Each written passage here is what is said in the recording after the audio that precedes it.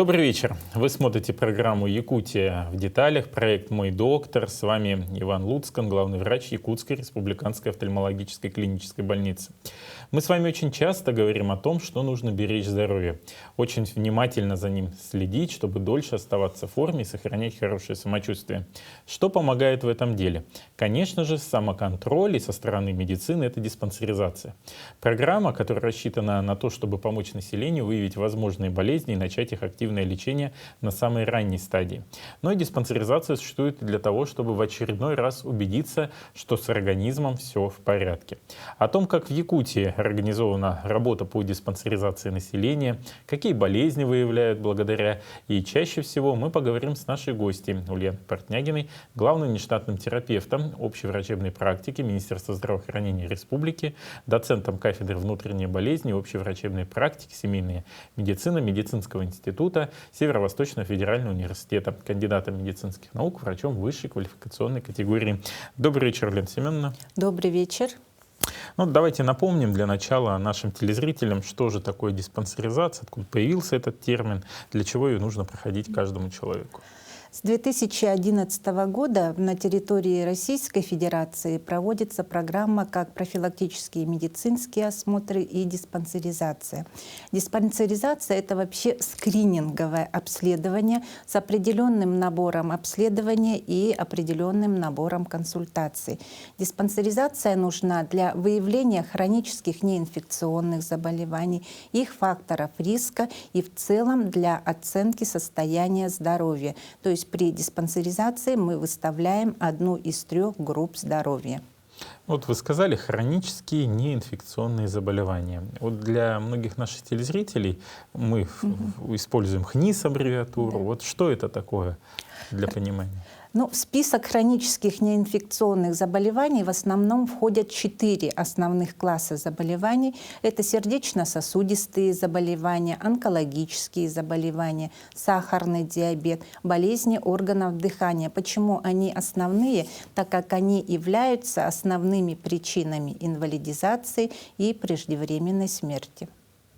Ну вот если копнуть в саму суть диспансеризации, ведь у нас и на предприятиях проходят различные медосмотры, сами мы по себе иногда приходим, какой-то определенный чекап здоровья проводим. Вот в чем диспансеризация отличается от всех видов медицинских осмотров, которые проходят в медицинских организациях? Но медицинские осмотры, или мы их называем периодические медицинские осмотры, они проходятся гражданами в обязательном порядке при трудоустройстве, во время работы, во время учебы. А диспансеризация, у нее уже цель такая другая — выявить факторы риска, именно хронические заболевания, и оценить состояние здоровья. То есть от обычного медосмотра диспансеризация отличается целью же, конечно, и набором обследований. Ну, в одном случае мы определяем годен, негоден, например, а в диспансеризации это как раз-таки, чтобы предупредить в первую очередь возникновение заболевания. Но вот вы затронули тему о том, что есть несколько классов хронических неинфекционных заболеваний, которые в первую очередь влияют на инвалидизацию или в последующем рост количества инвалидов, на смертность, что самое как раз важное в борьбе на современном этапе у нас в стране. Все-таки, если копнуть глубже и определить, наверное, перечень непосредственно самих заболеваний, которые относятся, вот мы группы искали, а если рассказать о том, что именно входит в этот перечень и на что оно влияет? Ну, в первую очередь мы знаем, это болезни системы кровообращения, или мы говорим сердечно-сосудистые заболевания. В первую очередь это такие нозологии, как ишемическая болезнь сердца, гипертоническая болезнь сердца. Если взять ишемическую болезнь сердца, да, вот такие ее проявления, мы как знаем, стенокардия или нарушение сердечного ритма, они могут приводить к грозным осложнениям, таким как инфаркт миокарда, хроническая хроническая сердечная недостаточность. Если взять артериальную гипертензию и не лечить ее, да, то у человека будут частые гипертонические кризы, которые в последующем приведут, конечно же, к инвалидизации и развитию инсультов. Если взять отдельности сахарный диабет, то это долго протекающее бессимптомное заболевание, которое, к сожалению, поражает многие органы многие органы, такие как, например, почки, сосуды, головной мозг. То есть мы должны раньше это выявить и раньше профилактировать эти осложнения. Ну и, конечно же, отдельная группа — это вот злокачественные новообразования. Здесь, конечно же, требуется более раннее выявление на ранней стадии для дальнейшего лечения, ну и исхода заболевания. А вот если посмотреть статистику, которая есть в Республике Саха-Якутия, диспансеризация проходит уже не первый год. Вот какие заболевания занимают лидирующее место по итогам проведенной диспансеризации, на что следует обратить особое внимание? Ну вот по итогам текущего года, если взять, да, конечно, диспансеризацию у нас в республике прошли 243 тысячи человек, да, из них на первом месте выявляются, конечно же, это болезни системы кровообращения, артериальная гипертония, ишемическая болезнь и, конечно, третье — это избыточная масса тела и ожирение. Вот эти три основных заболевания, ну и еще дополнительно, конечно же, сахарный диабет чаще всего выявляется во время диспансеризации. А вот на ваш взгляд, почему эти заболевания занимают лидирующее место? Ну, эти заболевания занимают лидирующее место, потому что эти факторы риска, которые вызывают эти заболевания, они очень распространены. А это такие факторы риска, вроде бы на первый взгляд подумать, что это несложный, но такой фактор риска, как повышение уровня артериального давления, это уже большой фактор. Повышение уровня глюкозы крови, повышение уровня холестерина — это основные вот факторы риска. Фактором риска основным еще является низкая физическая нагрузка. Она приводит к избыточной массе тела, к ожирению. И, конечно же, основное еще факторы риска, которые приводят к развитию сердечно-сосудистых заболеваний, это, конечно же, курение и злоупотребление алкоголя. А вот сравнивали ли показатели, ну, допустим, вот последних нескольких лет, так у нас это время было доковидное, как до нашей эры, да, и после нашей. Вот то же самое, до ковида, после ковида. Вот есть ли какая-то разница в структуре заболеваемости? Проводились ли какие-то исследования? Ну, это на постоянном, конечно, мониторинге, вот все-таки по структуре заболеваемости, это, конечно, остаются лидерами все равно сердечно-сосудистые заболевания. Увеличилось количество пациентов с сахарным диабетом. Это уже вот есть. И, конечно же, от ожирения, начиная с подросткового возраста, оно выявляться стало чаще. То есть мы видим, что все-таки, наверное, это вот ковидное время, постковидное время дало знать, что ограничение физической нагрузки приводят вот к таким вот довольно серьезным, вроде бы на первый взгляд несущественным, но очень таким серьезному фактору риска, вот как избыточная масса тела. Ну вот я как раз к этому и хотел подвести, что все-таки взаимосвязь с низкой физической активностью, которая была тогда постоянное там дистанционное обучение у детей, дает свои проблемы в будущем.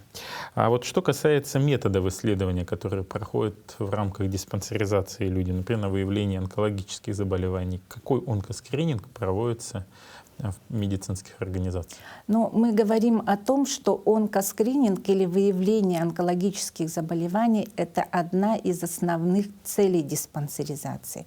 Во время диспансеризации мы можем выявить 7 злокачественных новообразований, 7 различных форм. Ну, во-первых, это злокачественные новообразования молочных желез. Да? У женщин проводится маммография.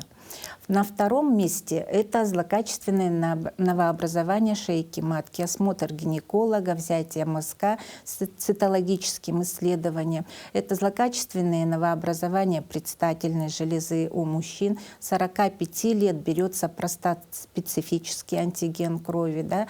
Также это рентгенограмма органов грудной клетки для выявления рака легкого.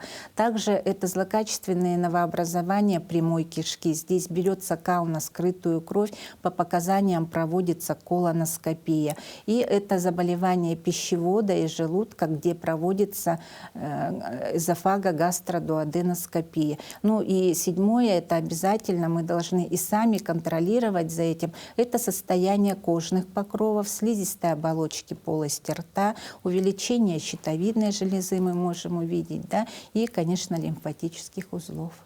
А вот что касается статистики, опять же, онкологических заболеваний, вот есть ли данные по годам, вот, там, в прошлые годы, сколько выявлялось, насколько эффективна диспансеризация? Ну вот в текущем году, да, мы говорим о том, что выявили впервые хронические заболевания более 6 тысяч человек. Впервые поставлены вот такие серьезные хронические заболевания. Из них злокачественные новообразования выявили от 250 человек. Это тоже высокий показатель. Опять на первом месте это рак молочной железы, это рак легких, рак предстательной железы, рак кишечника. Вот эти основные патологии были выявлены во время диспансеризации. Ну и на первой стадии, я так понимаю. Да. То есть там стадия, которая поддается еще лечению, и средняя выживаемость после подтверждения диагноза достаточно, прогноз благоприятный. Да, благоприятный. А вот какие-то, возможно, инновации за последние годы в прохождении диспансеризации появились? Добавились ли какие-то новые методы исследования, новые специалисты? Добавляются ежегодно. Вот если сказать 2023 год, да, приказом Минздрава у нас была введена диспансеризация на рабочем месте. Это довольно удобно для наших граждан, когда руководитель заключает с медицинской организацией договор и уже непосредственно выезжает мобильная бригада и осматривает трудовой коллектив. Что нового в этом году? Это введение исследования на вирусный гепатит С. И уже они выявлены, есть такие положительные результаты, да, что пациент становится на диспансерное наблюдение по гепатиту С, и ему проводится лечение. Ну и третье, наверное, что новое, это диспансеризация взрослого населения по репродуктивному здоровью, то есть определение фертильной функции у мужчин и женщин. Вот это инновация. Об этой диспансеризации можно немножко поподробнее? Вот кто ее может пройти, какие сроки, какие виды исследований? Ну, диспансеризация взрослого населения репродуктивного возраста, начиная с 18 лет до 49 лет, проводится у мужчин и женщин. Да? Это те граждане, которые планируют беременность. Для чего она нужна, эта диспансеризация, именно в этом возрасте, чтобы посмотреть фертильную функцию также, да, кто планирует беременность, выявить те заболевания, которые бы угрожали протеканию нормальной беременности, родов, послеродового периода. Также эта диспансеризация, она состоит из 2 этапов. Да. Первый этап – это общий этап, да, где проводится скрининг, то есть выявление патологии или факторов риска, уже которые имеются. И второй этап – это уже доскональное обследование по тем по тем патологиям, которые выявились у мужчины или женщины. У женщин чаще всего это воспалительные заболевания, это доброкачественные новообразования. У мужчин это тоже воспалительные заболевания предстательной железы, да, и также лечение бесплодия. Вот эти основные цели мы проводим во время именно диспансеризации репродуктивного здоровья. А вот кто может записаться и кто записывает? Допустим, я хочу пройти. Вот я могу? Да. Обязательно можно записаться. Имеется для этих целей несколько. Вы можете записаться через единый колл-центр, да, 122. Вот самый удобный, думаю, для нашего населения. Можно записаться через личный кабинет госуслуг. То есть вы выбираете, какой вид диспансеризации вы хотите пройти. То есть вы проходите или профилактический медицинский осмотр, диспансеризацию. У нас также есть углубленная диспансеризация для больных перенесенными перенесших ковид, и у нас есть диспансеризация репродуктивного возраста. То есть ограничений в этом нет. А вот по поводу прохождения диспансеризации по периодам. Ну, вот, например, есть ли какая-то разница, что я запишусь на диспансеризацию в марте или в июне или в декабре месяце? Ну, конечно же, я бы рекомендовала нашему населению все-таки запланировать прохождение диспансеризации, потому что мы должны планировать, да, нагрузку, объемы медицинских организаций, но тем не менее можно записаться в любое время. Ограничений в этом абсолютно никаких нет.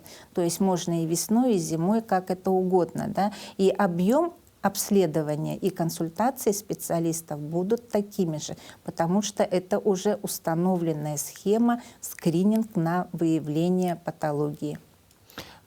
А вот почему ее назначают по годам диспансеризации? Ну, с 18 до 39 лет проходят диспансеризацию один раз в 3 года, да? А уже с 40 лет проходят ежегодно, потому что мы понимаем, что с 40 лет уже чаще развиваются хронические неинфекционные заболевания. А еще есть такое, что по годам, вот простат-специфический антиген, да, начиная с 45, 50, 55, опять же это связано с возрастными изменениями. Именно в эти года возможно развитие, опять же, хронических неинфекционных заболеваний. И с учетом этого и была выстроена вот эта схема с учетом возраста и года пациента. То есть, повторим еще раз, 18, 21, значит, потом плюс 3, 24 года, 27 и так далее до 39 лет. Вот в этот период любой может подойти и пройти диспансеризацию в течение года. А при этом будет ли отличаться количество исследований у пациента, который придет в 18 лет, возраст которого, или тот, который придет в 39 лет? Нет. Будет одинаковый? Будет одинаковый. Но с 40 там уже добавляются другие. Дополнительные уже исследования, уже на выявление именно онкоскрининга. Мы понимаем, что до 39 до 40 лет там развитие онкологических заболеваний меньше гораздо, да, и поэтому уже начиная с 40 лет добавляются вот эти маммография, другие эндоскопические вот исследования. как раз, да, вот хотел спросить про исследования. Вот что из инструментальных и лабораторных видов исследований входит в диспансеризацию? Ну, в диспансеризацию, во-первых, хочется сказать, кроме вот лабораторных, инструментальных, очень важное значение имеет анкетирование пациента. Хотя мы думаем, что ставим галочки, отмечаем, что есть это у меня заболевание или нету, но это большая помощь для врача, для фельдшера, чтобы посмотреть, на что обратить внимание, какие факторы риска отметил пациент. Это очень важно, потому что вот потом эта анкета полностью обрабатывается и выводятся те или иные показатели из этой анкеты. Потом же также проводятся антропометрические данные. Мы смотрим и ищем, есть ли у человека избыточная масса тела, ожирение, да, это очень важный фактор. В анкете также еще указывается физическая активность, сколько выполняет больной, но в течение дня физическую активность проводит. Да. Также это обычные лабораторные исследования, такие как вот 40 лет, это общий анализ крови, холестерин, глюкоза. Вот эти самые главные показатели для нас. Да? Мы смотрим уровень общего холестерина, глюкозы, общего анализа крови. Туда входит флюорографическое исследование или рентгенологическое исследование. Электрокардиограмма ходит во все возраста. Это тоже показывает на наличие сердечной патологии. Внутриглазное давление также измеряется. Да? То есть вот абсолютно вот такие доступные исследования могут выявить до 5 заболеваний, то есть показать, насторожить врача о том, что пациент уже может иметь то или иное хроническое заболевание. Допустим, ситуация. Человек проходит диспансеризацию, и у него появляется какое-то заболевание, которое угрожает состоянию его здоровья. Какой алгоритм его действия, или же этот определенный алгоритм доведет до него врач? Алгоритм здесь один. Если на первом этапе диспансеризации выявляется подозрение на, ну, скажем, на то или иное хроническое заболевание, пациента отправляют на второй этап диспансеризации, где проводят вот эти узкие уже обследования, необходимые для подтверждения диагноза, с консультацией уже узких специалистов. То есть на дообследование и уточнение того диагноза, который впервые у пациента выявляется.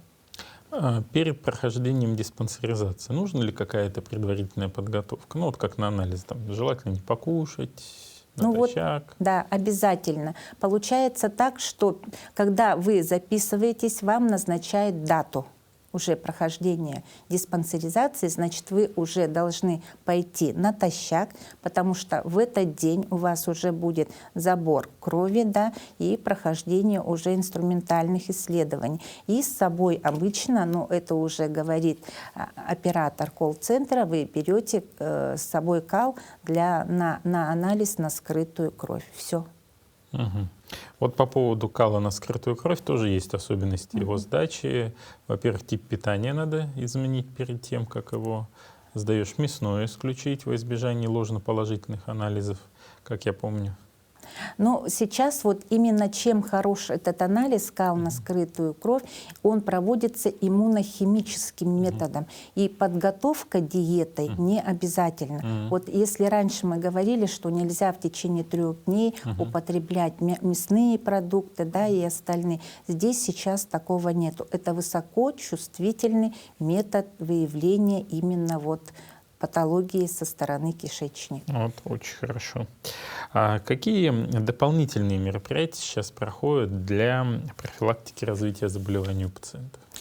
Но мы знаем, что у нас сейчас век цифровизации, да, и поэтому все медицинские организации проводят информационно-коммуникационные такие мероприятия большие. Если зайти в поликлинику, да, мы видим, что это будут видеоролики, это будут какие-то плакаты, да, но у нас есть такой сайт, как «Здоровая Якутия», где можно посмотреть именно расписание поликлиник, посмотреть, что такое диспансеризация, что входит в него, то есть ознакомиться уже на сайте непосредственно медицинской организации о том, что нужно. И есть еще очень хороший сайт, и вот я рекомендую всем нашим зрителям, это сайт «Так здорово» Минздрава Российской Федерации.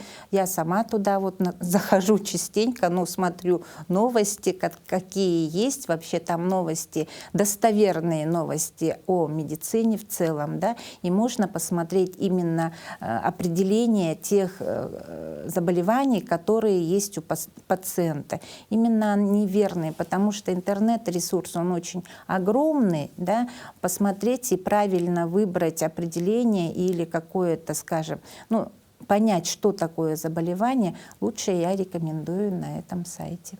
Вы затронули прямо такую больную тему в части достоверности информации в интернете, особенно то, что касается медицины. Вот очень много сейчас появилось различных блогеров, которые советы свои раздают. Вот ваше отношение к ним какое? Мое отношение, конечно, лучше всего знать своего участкового терапевта. Это самое главное. Самый лучший блогер. Да, самый лучший блогер, который будет знать о вас все. Я понимаю, что могут быть какие-то нюансы у пациента со стороны времени, да, у населения, что лучше посмотреть информацию в интернет-ресурсы, но все-таки, конечно, я думаю, это непосредственное общение с врачом. Это самое главное, которое вот оно на сегодня имеет место быть. Да, на самом деле меня еще возмущает то, что люди без специального образования, не понимающие порой сути медицины и не имеющие ни клинического мышления, пытаются давать советы, которые на собственном опыте и, возможно, им только и помогают, потому что у нас же организм индивидуален, и какой-то способ, возможно, этому человеку подошел, а для кого-то он будет достаточно пагубно оказывать влияние на организм. Вот эти вот советы, и люди начинают верить, а потом мы получаем очень большие проблемы. Вот, кстати, про факторы риска. Вот я считаю, что одним из факторов риска как раз является просмотр недостоверных сведений, а потом вред себе здоровью. Вот вы затронули факторы, которые в рамках диспансеризации выявляют. Давайте мы еще раз их напомним. Во-первых, это повышенный уровень артериального давления, это повышенный уровень глюкозы крови, это повышенный уровень холестерина крови, это низкая физическая активность, когда человек в течение дня 30 минут не проходит, ну вот скажем, пешим ходом. Это нерациональное питание, когда употребляется много, ну скажем, вредной продукции, да, сейчас это все очень хорошо знают, да, вот эти основные факторы риска. И, конечно же, это курение и алкоголь. Вот, а теперь про профилактику этих факторов риска. Вот каким образом снизить холестерин, каким образом регулировать сахар и так далее. Но существует на самом деле всегда вот 5 советов здорового образа жизни. Это вот 5 советов, которые должны мы все выполнять. Готов загибать пальцы. Да. Первое — это полный отказ от курения. Не курить. Не злоупотреблять алкоголем, потому что нормальной дозы алкоголя нет. Это уже 2, да? Это уже 2. Третье — это умеренная и физическая нагрузка. То есть в обязательном порядке она должна быть. Это очень серьезный и большой фактор. Четвертое, чтобы профилактировать, это ежедневное употребление овощей и фруктов до 400 грамм в сутки. И пятое — это ограничение поваренной соли. Менее 5 грамм в сутки. А вот как вычислить 5 грамм в сутки? Я вот пытался сам дома, и достаточно Ну, сложно. здесь, конечно же, вычислить, здесь простой метод. Не пересаливать и не досаливать готовую пищу. Все. А вот мы же питаемся еще, иногда. Да. Еще есть то, что скрытые соль. Вот. Скрытые жиры — это, конечно, консерванты. Да, что вот во всех консервных продукциях содержится соль. То есть мы ее должны, конечно, ограничивать. И когда мы готовим пищу, мы должны совершенно немножко подсолить, чтобы не ощущалось, чтобы мы не чувствовали вот именно такую соль. Ну и 5 грамм — это не больше мы получаем чайной ложки, но во всей продукции, которую мы едим в течение суток. А почему соль так вредна? Потому что она повышает уровень артериального давления. Это прямая такая связь. Вот по поводу рисков, опять же, да, и по поводу артериального давления. Вот наблюдали ли вы тенденцию, что чем лучше проходит диспансеризация, если человек на ранних стадиях стал на осмотр у участкового своего терапевта, в последующем мы видим снижение количества смертей от болезни системы кровообращения? Да, прямая зависимость. Да, бывали? она есть, это абсолютно есть. Мы знаем, что вот эта первичная профилактика, когда мы говорим, что профилактируем факторы риска. И есть вторичная профилактика, которую вы уже сказали, когда имеются уже хронические заболевания, например, как артериальная гипертония. Здесь же опять же все начинается лечение именно с коррекцией факторов риска, которые есть у пациента. Не сразу медикаментозное лечение. То есть мы должны проработать все факторы риска, которые на данный момент есть. Также диспансеризацию они проходят ежегодно. То есть помимо того, что они состоят на диспансерном наблюдении, они также проходят диспансеризацию. То есть там же мы опять же видим вот эти показатели, какие есть, ушли ли вот эти факторы риска, скоррегировалось ли артериальное давление. И наша цель при ведении такого пациента с артериальной гипертонией — первое — это достичь целевых показателей, чтобы артериальное давление было не выше 140 на 80. А если 130 на 90? Это еще лучше. Но не выше. У гипертоников выше 140 не должно повышаться. Это высокий риск неблагоприятных исходов. А вот систолическое и диастолическое давление, ну, то есть нижнее, оно в норме сколько должно? 80, 90, 100 — это норма или уже не норма? Нет, это не норма. Норма — это 80. 90? 90 — это уже выше. Это верхняя Да, граница, и это верхняя уже... граница, да. Вот по поводу заболеваний, которые выявляются в рамках диспансеризации, мы сказали, а можно ли большее количество заболеваний выявить? Ну, можно. Во-первых, это повышенный холестерин, уровень холестерина. И сейчас очень много, даже в молодом возрасте, выявляется высокий уровень общего холестерина. В данном случае врач будет рекомендовать диету, физическую активность. Позовет еще раз на сдачу общего холестерина. Но мы понимаем, что общий холестерин, он еще делится на 4 вида других холестерина. И именно в нем сидит, если мы вот говорим липидный спектр, осмотрим, если у пациента будет стойкое увеличение общего холестерина, ему назначают липидный спектр именно на липопротеиды низкой плотности. Если он высокий, то это уже высокий риск развития сердечно-сосудистых заболеваний. Также сахарный диабет, мы сказали, да? Органы дыхания. Чаще всего это вот обструктивная болезнь легких, бронхиальная астма может встречаться. Вот основные вот эти заболевания. А вот бывает ли такое, да, что человек, ну, условно, например, в марте прошел диспансеризацию, вроде все неплохо, показатели достаточно в норме, а в сентябре у него выявляется онкологическое заболевание? Оно может быть.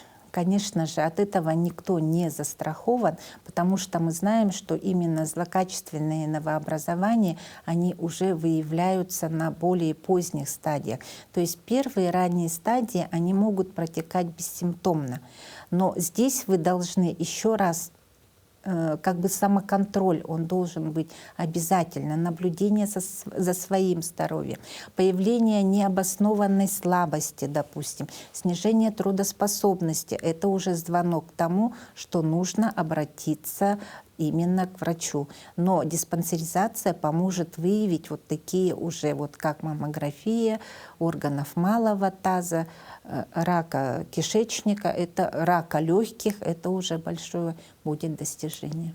Я почему специально задал этот вопрос, потому что иногда даже в социальных сетях люди говорят, вот, я проходил диспансеризацию, врачи такие-сякие, не обнаружили, а у меня через полгода сюрприз. Но на самом деле здесь, дорогие телезрители, мы специально обращаем, что диспансеризация лишь в помощь, а успокаиваться сразу же после ее проведения не стоит, нужно соблюдать рекомендации, в любом случае вот старше 40 проходить на регулярной основе медицинские обследования, потому что риск возникновения заболевания, он может быть в любой момент. Даже после прохождения диспансеризации от этого никто не застрахован.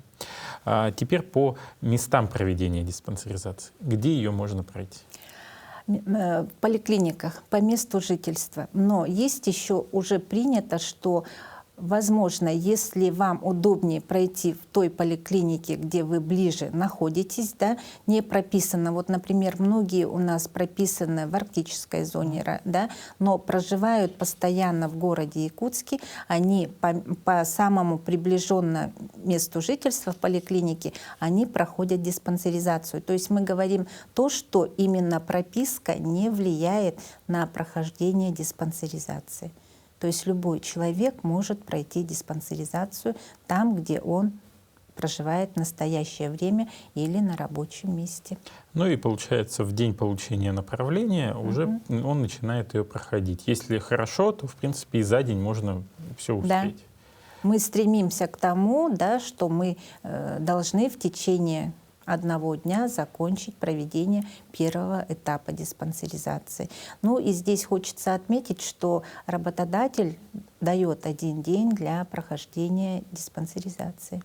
Вот. Важная реплика, потому что в соответствии с Трудовым кодексом Российской Федерации специально для прохождения диспансеризации выделяется 1 день. Ульяна Семеновна, хочу сказать спасибо большое, что подошли к нам в студию, нашли время, подробно ответили на все интересующие вопросы. Я хочу напомнить телезрителям, что у нас в студии сегодня была Ульяна Семеновна Портнягина, главный штатный терапевт общей врачебной практики Министерства здравоохранения Республики Саха-Якутия, доцент кафедры внутренней болезни общей врачебной практики Медицинского института Северо-Восточного федерального университета, кандидат медицинских наук, врач высшей квалификационной категории. Говорили мы о диспансеризации, о том, каким образом она проходит, какие факторы риска выявляет, какие заболевания можно выявить по итогам прохождения диспансеризации. И хочется напомнить, что каждый человек в возрасте, начиная с 18 лет, каждые 3 года до достижения 39-летнего возраста и старше 40 каждый год может обратиться абсолютно бесплатно по полису обязательного медицинского страхования в свою поликлинику по месту жительства или ближайшую поликлинику от места его проживания